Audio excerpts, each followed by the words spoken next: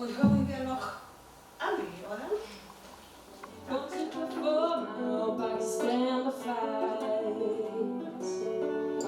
Could we work together for a while? So I won't have to feel alone.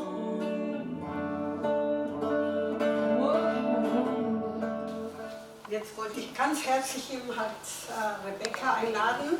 Well, basically, the outline of my talk is about feminization of poverty. I'm going to talk about the Global Gender Gap Index and what does it mean.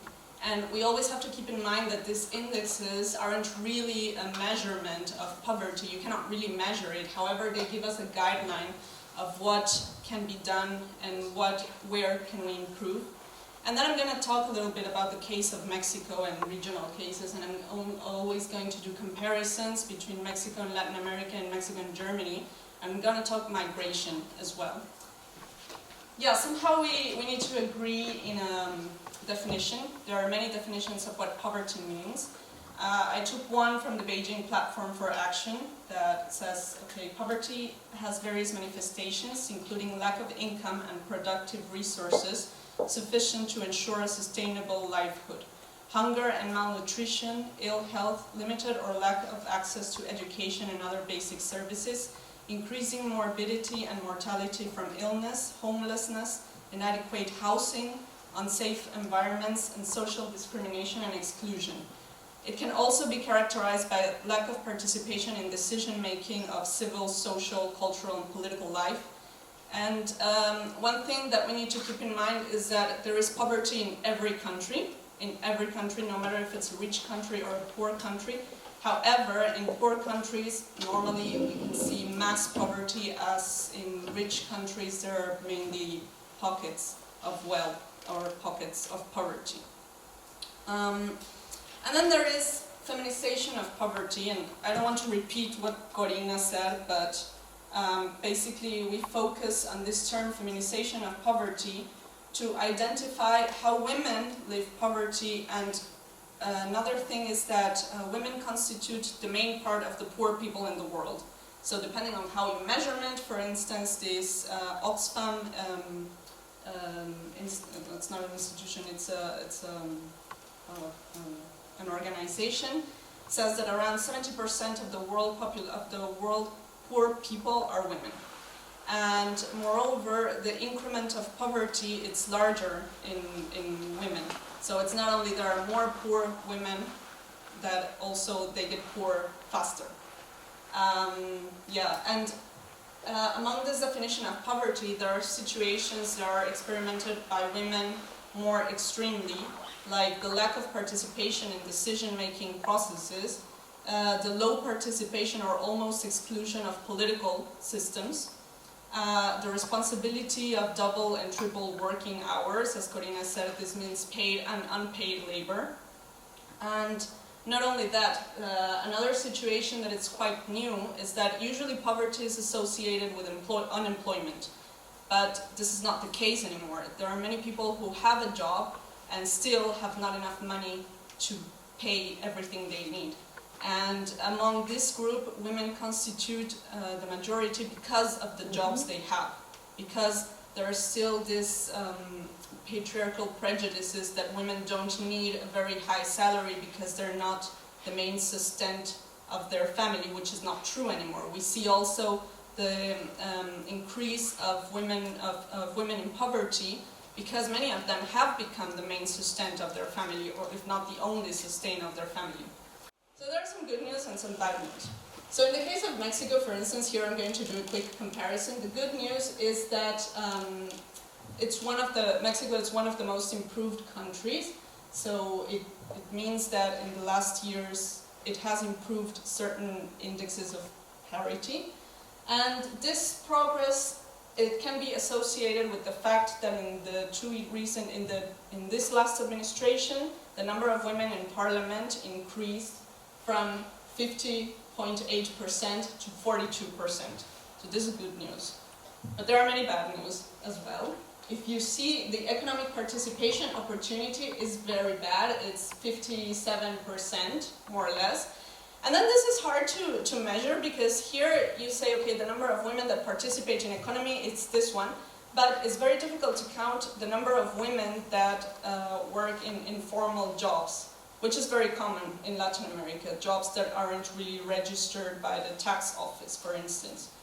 And since women have to eat and pay rent, they often have to engage in these activities that are even often illegal or exploiting themselves in activities that are not regulated at all. Then there is the wage gap, that it's still 50%, and the income gap, that I said are different things, that it's 54%. And women in senior positions, we're still very behind, it's 36%. So yeah, this is very, very bad. And not only that, women spend three times more time in unpaid labor, such as household chores and care activities. And then you see the numbers for Germany that seem better. However, the advancement sub-index in the economic participation, that means the number of women in manager positions, it's even lower. So we have a problem here. Why women, where is this glass ceiling that we've been talking about? What does it mean and why we cannot overcome it? Even though we're counting it, we're trying to trace it, and it's still not possible to overcome. So then I want to talk about indigenous women and discrimination. So these are just some summary of where is Mexico worldwide. But now I'm going to touch two aspects that cannot be really extrapolated to the whole world. Some of them can be extrapolated to Latin America, so this is why Mexico is a good example to understand how the situation for women in Latin America is, more or less. I'm going to talk about indigenous women and discrimination. So Latin America has still a large population of indigenous women which face particular difficulties when it comes to have a well-paid job, when it comes to overcome poverty. And so in Mexico, just for you to give you an idea, in Mexico there are still 68 indigenous groups, each of them here with their own language. There are around 25.7 million people that consider themselves indigenous. And again, this is hard to measure, and depending on the statistics that you see, this number changes, because in some statistics they consider indigenous people only the one whose native language is not Spanish, but then there are many people that still consider themselves indigenous even though their native language is still Spanish. So, okay, this is just one source, okay? And most of all, the most challenging part is that almost 70% of the indigenous population live in poverty in Mexico. So then you can imagine that all the aspects that I said at the beginning, like lack of participation in decision-making process, lack of proper housing, lack of access to education and health, are even more extreme when it comes to indigenous women, okay? So then I'm going to talk about migration, so just to, we'll come back to this later, but when you see the total amount of Mexicans that emigrate, actually 18% are indigenous women, so they're from this group. And then, okay, it's difficult to find statistics for particularly for women in indigenous communities nationwide, let's say. But some of those that I found that are very representative of the situation that these women live is the percentage of unpaid labor that they do compared with men. So this one is the percentage of people older than 12 years that do unpaid labor. So this is the amount for women, so it's 82%, and compared with men, it's just 17%, okay? And then the percentage of economic participation among people older than 12 years, I don't know why older than 12 years, but anyway, you see that when you see the average, the national average, it's not so extreme. But when you go to women, there are 23.5% of women that participate economically compared to men. Okay. So yeah, this is really bad, and it's very complicated. Migration is a very complicated process, but so for one, there are many reasons why people migrate. So as I said, poverty and violence are one of them. There is also family and professional development, and for many years it was considered that women that migrated, they were basically for family reasons, because their husband migrated, so they migrated with them. But this is not anymore the case, and it has not been since several decades. I will talk about two different kinds of migration. So one is internal migration, and one is international migration of women. So here, for instance, you see internal migration of migration fluxes in the last, well, from 2008 to 2015. And you see a bunch of arrows there, but you see that many of them actually go towards the north and towards the center, some central states, and this is closely related to maquiladoras, as Corina explained earlier. So I just talked about internal and international migration, and I talked about foreign-owned manufacturers that have been responsible for hiring many young women. And there's been a global trend also to outsource employers, and this is in part responsible of the type of poverty that I spoke before, of people who hold a job and still don't have enough money to live every day. Because there's been a trend for large companies, especially for multinational companies, to outsource their employers, so they seek for lowest paid employees as possible. And this is very closely related to women jobs, because many of these jobs are given to women, basically. Also, the feminine migration is very associated with the dismantlement of rural economies and the urbanization process. And for this, I want to just say a little bit something about the North American Trade Agreement. So it's been going on since '94, and probably you heard last year many news about Donald Trump saying he wouldn't renew the North American Trade Agreement because it was completely unfair to the US. Well, it's actually not unfair to the US. They wrote the rules, and they're the first ones to break them. And among those rules is after this treaty was signed, basically there was a migration crisis in Mexico, mainly from farmers, because the US subsidized the corn in the US, so of course Mexican farmers couldn't compete with this, so suddenly they were without a job and without corn to sell, so they had to migrate to the cities and to the US. So this is very important. The dismantlement of the rural economy, it's very associated to migration crises worldwide. And then in the part of international migration, well, as I said, there's this trend of outsourcing low-paid employees, often female labor. And yeah, so there is a big correlation between globalization and feminine migration and women holding these low-paid jobs. So, okay, there are 4 points that we could start having the conversation about and that we could start tackling. So, vote for women, this is important. And vote for women who care about these things. This is also important. This is one of the conclusions that, and of course, we need to seek for our voice and bring this conversation again and again and make it like a public conversation in society. And yeah, that's it. Thank you very much.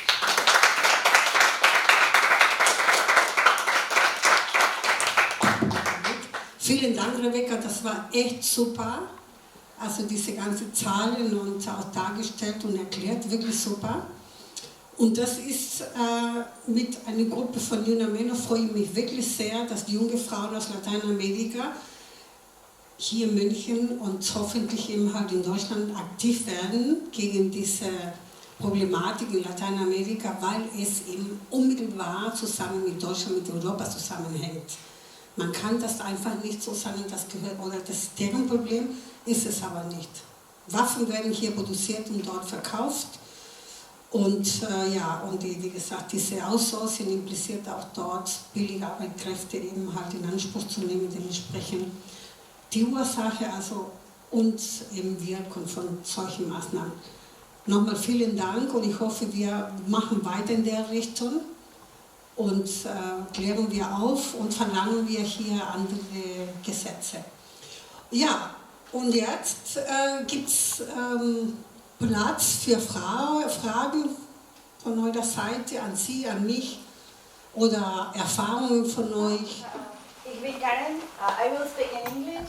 My Dutch is not good. Thank you so much, Corina and Rebeca.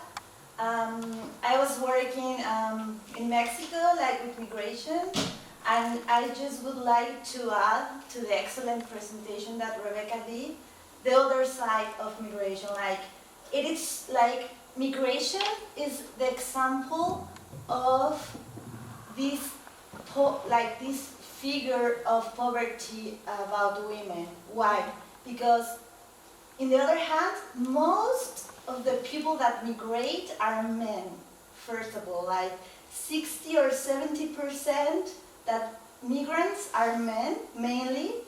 And then women that migrate decide to do it, are willing to take a risk, like violence, sexual violence on the route, like crossing Mexico. Like in the whole Latin America, Mexico is the most violent and rich corridor for migrants, especially for women.